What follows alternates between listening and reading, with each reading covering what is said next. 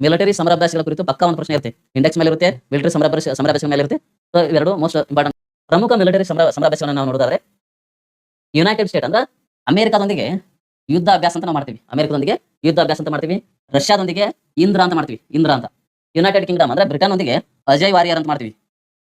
ಫ್ರಾನ್ಸ್‌ನೊಂದಿಗೆ ಶಕ್ತಿ ಅಂತ ಮಾಡ್ತೀವಿ. ಫ್ರಾನ್ಸ್‌ನೊಂದಿಗೆ ಶಕ್ತಿ ಎಂಬ ಮಿಲಿಟರಿ ಒಂದು ಸಮರಾಭ್ಯಾಸನ ನಾವು ಮಾಡ್ತೀವಿ. ಇನ್ನು ನೇಪಾಳದಲ್ಲಿ ಇತ್ತೀಚೆಗೆ ಜನಜೀವ ಪ್ರತಿಭಟನೆ ಆಯ್ತಲ್ಲ, ಆ ಒಂದು ರಾಷ್ಟ್ರದೊಂದಿಗೆ ನಾವು ಸೂರ್ಯ ಕಿರಣ್ ಅಂತ ನಾವು ಒಂದು ಸಮರಾಭ್ಯಾಸವನ್ನ ಮಾಡ್ತೀವಿ. ಇನ್ನು ಬಾಂಗ್ಲಾದೇಶದೊಂದಿಗೆ ಸಂಪ್ರೀತಿ ಸಂಪ್ರೀತಿ ಎಂಬುದು ಬಾಂಗ್ಲಾದೇಶ ಮತ್ತು ಭಾರತದ ನಡೆಯುವಂತಹ ಒಂದು ಸಮರಾಭ್ಯಾಸ ಆಗೈತಿ. ಇನ್ನು ಭೂತಾನ್ನೊಂದಿಗೆ ಯಾವ್ದಪ್ಪ ಅಂದ್ರೆ ಭೂತಾನ್ನೊಂದಿಗೆ ಮೈತ್ರಿ ಶಕ್ತಿ ಮೈತ್ರಿ ಶಕ್ತಿ ಒಂದು ಟ್ರೈನಿಂಗ್ ಇದು. ಮೈತ್ರಿ ಶಕ್ತಿ ಎಂಬ ಟ್ರೈನಿಂಗ್ ಭೂತಾನ್ ಮತ್ತು ಭಾರತದ ನಡುವೆ ನಡೆಯುತ್ತೆ. ಇದನ್ನ ನೀವು ನೆನಪಿಡಬೇಕು ಸ್ನೇಹಿತರೆ. ಕೇವಲ ಮೈತ್ರಿ ಎಂಬ ಮಿಲಿಟರಿ ಸಮರಾಭ್ಯಾಸ ಥೈಲ್ಯಾಂಡ್ ಮತ್ತು ಭಾರತದ ನಡುವೆ ನಡೀತೈತಿ.